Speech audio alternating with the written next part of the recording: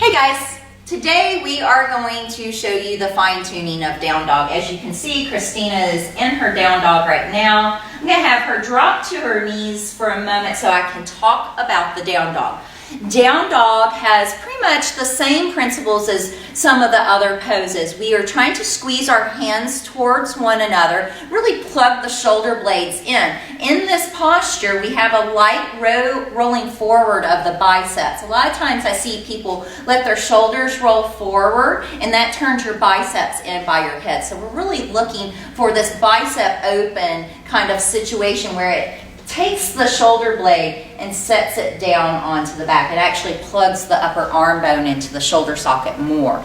Another thing that we're looking for is not taking the load all in our back. We're really looking to press the floor away and become very long through the sides. So what I see a lot of is people taking it into their shoulders, and so if you're feeling it right through here, you're probably just letting too much flexion in your shoulders, or they'll tend to feel it in their back, and that's because they've let their solar plex area go, and so they kind of get Jessica Rabbit or gymnastics dismount is what we call it. So we really are looking to hollow that out. One of the things that'll solve those two problems is simply looking up at the navel like they do in the Ashtanga practice. So if you're finding you have a little bit of problems of pain in the shoulders from that, or you're taking the load in your back, take your vision to your navel. Another thing that we're trying to do is really hollow out the abs.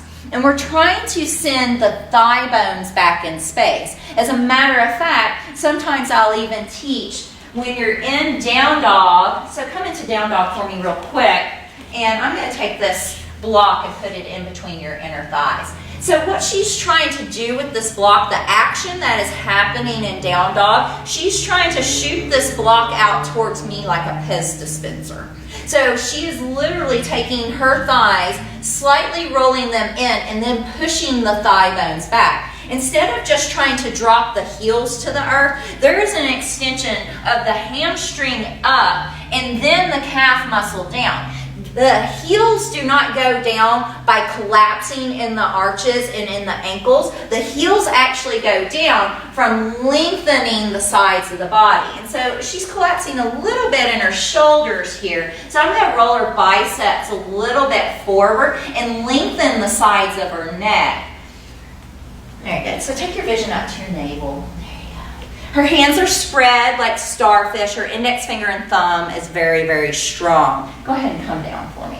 And so those are the fine tunings of down dog. One of the things that I see, especially with men who have a lot of upper body strength, because frankly, your center of gravity is right here at your solar plexus. When you come into down dog, you have a very rounded upper back. There's two things that we can do for that. You can either bend your knees slightly or take your hands just a little bit wider. Think about it.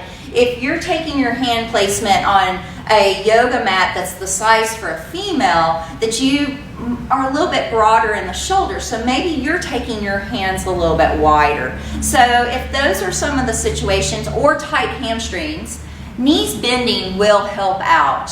Straight legs are overrated anyway. So hope this helps you with your down dog. Thank you.